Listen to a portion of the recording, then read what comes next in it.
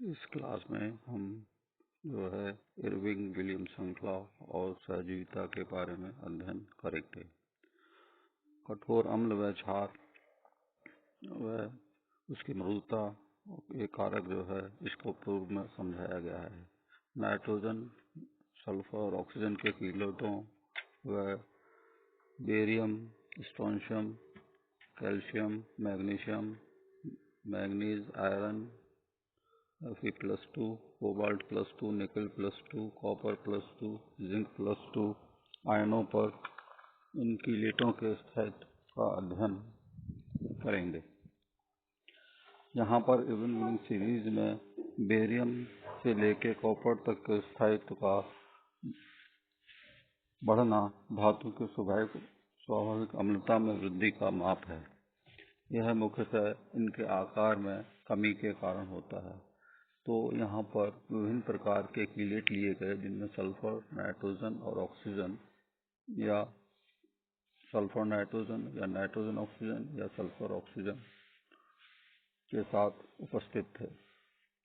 तो यहाँ पर देखा गया कि जो मृदु प्रजातियों की श्रृंखला है उनमें लिगेंडों के बंधन की वरीयता का क्रम, जिनमें कि ऐसे डी कक्षक वाले मेटल आयन या अम्ल जिनमें डी इलेक्ट्रॉन उपस्थित होते हैं अधिक संख्या में, उनके लिए क्रम सल्फर से लेकर नाइट्रोजन में कम, सल्फर में सबसे अधिक होता है। सल्फर के कीलेटों का बंधन सबसे अधिक होगा, नाइट्रोजन से बने कीलेटों का उससे कम होगा और ऑक्सीजन से बने कीलेटों का बंधन उससे भी कम होगा।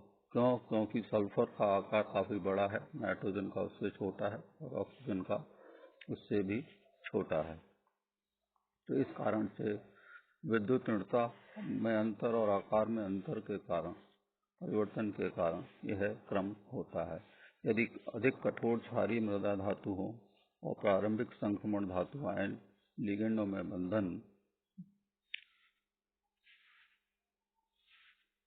भी इसी तरीके से संपन्न होता है। तो यहाँ पर बेरियम से लेकर कॉपर तक के आयनों का जो है वर्णन किया गया। यहाँ पर जो कठोर क्षारीय मृदा धातु हैं और प्रारंभिक संक्रमण धातु हैं, उनके लिगेंडों में इसका क्रम विपरीत हो जाता है। जैसे ऑक्सीजन का सबसे अधिक, नाइट्रोजन का उससे कम, सल्फर का उससे भी कम क्रम में वरीयता के आधार पर अभिकृत होते हैं। या ये कह सकते हैं कि इनका आकार छोटा होने के कारण, कठोर होने के कारण इनकी ध्रुवण क्षमता कम होती है, इसलिए ऑक्सीजन भी आकार में छोटा है, नाइट्रोजन उससे बड़ा है और सल्फर सबसे बड़ा है। तो विद्युत ऋणता के अंतर के कारण और ऑक्सीजन अधिक कठोर है, इसलिए कठोर और कठोर के साथ प्रबल बंध का निर्माण होता है, स्थायी बंध का निर्माण होता है। इसलिए ये इन कीलेटों के साथ अधिक स्थायित्व प्रदर्शित करते हैं। इसको हम एक चित्र के माध्यम से भी स्थायित्व में क्या परिवर्तन हो रहा है इसका अध्ययन कर सकते हैं। जैसे इस चित्र में बताया गया है, नीचे जो barium, strontium, calcium, magnesium, manganese, iron, cobalt और निकल और कॉपर और जिंक के आयन लिए गए हैं और इनका लॉग के वैल्यू जो कि स्थायित्व को प्रदर्शित करता है। और पहले एक लिगेंड जो डाइथाइल अमीन है, दूसरा में एक नाइट्रोजन NH2 की जगह ऑक्सिलेट समूह जुड़ा हुआ है, ऊपर में डाइऑक्सिलेटो है और इसके बाद एक समूह में NH2 जुड़ा हुआ है, सल्फर और नाइट्रोजन जुड़े हुए हैं। तो शुरुआत में इनका स्थायित्व जो है बढ़ता है और कॉपर के बाद इनका स्थायित्व जिंक तक कम होता है। तो ये सभी कीलेटों में देखने को मिला। जैसे जैसे आकार में बेरियम से लेकर जिंक तक आकार में कमी आती है, वैसे वैसे स्थायित्व में वृद्धि होती है। नाइट्रोजन के स्थायित्व जो है मैग्नीशियम से लेके कॉपर तक बढ़ता है। इसी तरीके से नाइट्रोजन और ऑक्सीजन ऑक्सलेट और अमीन समूह रखने वालों का उसका बेरियम से लेके कॉपर तक बढ़ेगा, जिंक में कम हो जाएगा। इसी तरीके से जिनमें ऑक्सलेटो और अमीन समूह हैं उनका स्थायित्व क्रम में भी बेरियम से लेके कॉपर तक वृद्धि हो रही है। और ऑक्सीजन वाले में जिनमें ऑक्सलेट डाइऑक्सलेटो समूह हैं उसमें भी, लेकिन वृद्धि का क्रम देखें जैसे जैसे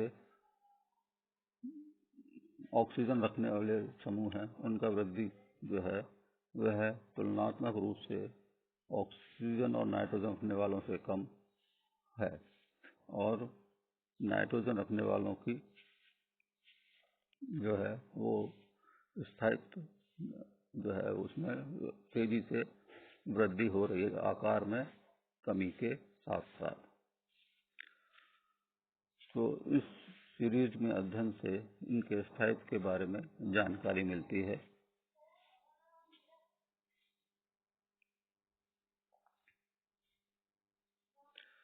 अब है सहजीविता। सहजीविता क्या है?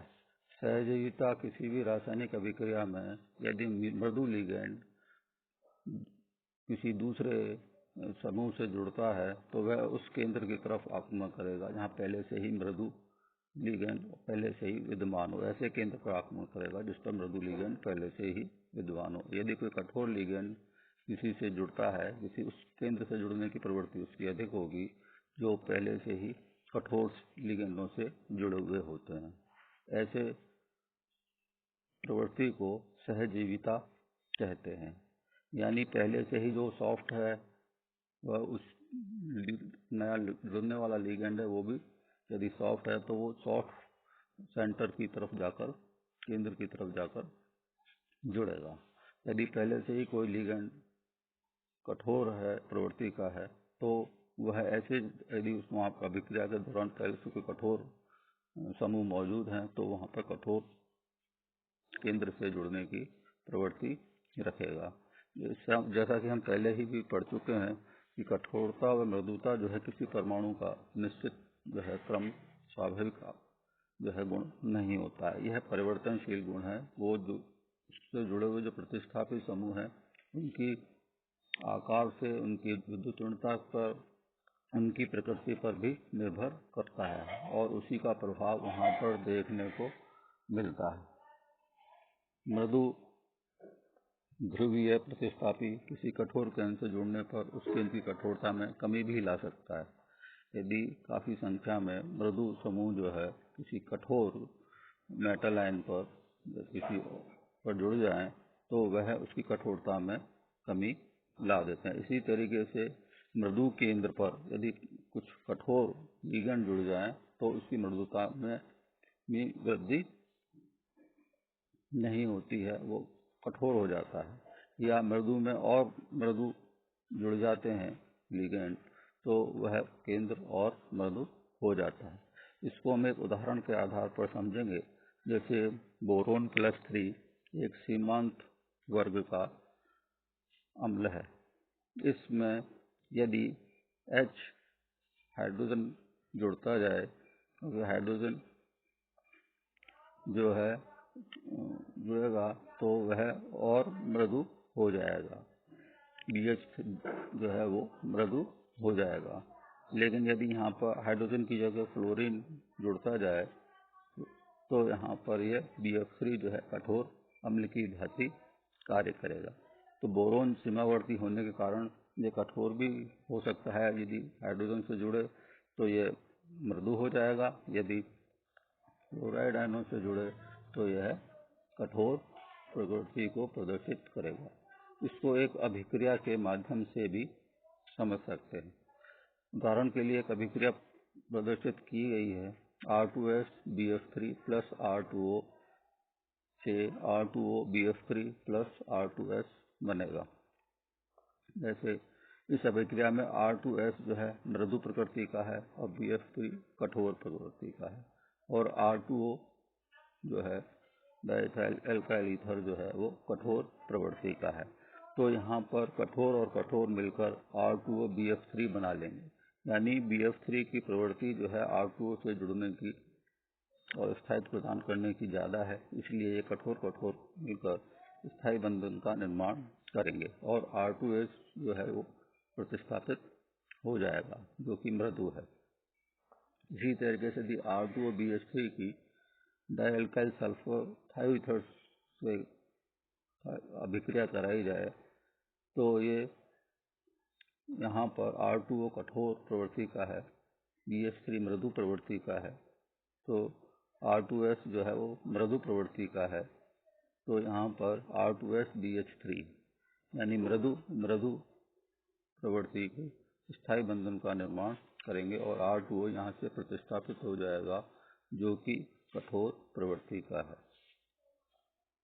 कठोर अम्ल दूसरी अभिक्रिया में हम देखते हैं कि BF3 प्लस F माइनस ये BF4 का निर्माण करेंगे, क्योंकि BF3 कठोर अम्ल की भांति है और फ्लोराइड माइनस कठोर क्षार की भांति है, तो F माइनस जो है फ्लोराइड माइनस आयन जो है पहले से ही कठोर BF3 के साथ जुड़ने की अधिक प्रवृत्ति रखेगा और स्थायी बंधन का निर्माण करेगा।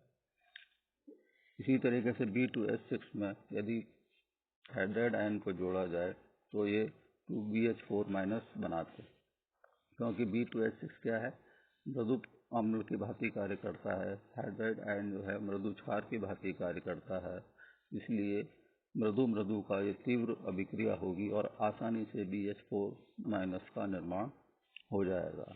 इसी तरीके से एक BH3 और BF3 इन दोनों की अभिक्रियाओं का कंपैरिजन किया गया, तो BF3H माइनस और BH3F माइनस इसमें अभिकृत कराने पर BF4 माइनस और BH4 माइनस आसानी से बन जाता है, क्योंकि BF3 जो है वो कठोर अम्ल की भांति कार्य करता है, H माइनस जो है मृदु क्षार की भांति कार्य करता है, तो BH3 यहाँ पर मृदु अम्ल की भांति कार्य करता है, F माइनस जो है कठोर क्षार की भांति कार्य करता है, इसलिए BF4 माइनस कठोर हो जाएगा, क्योंकि दो कठोर मिलकर BF3 और F माइनस कठोर स्थायी बंध का निर्माण करते हैं।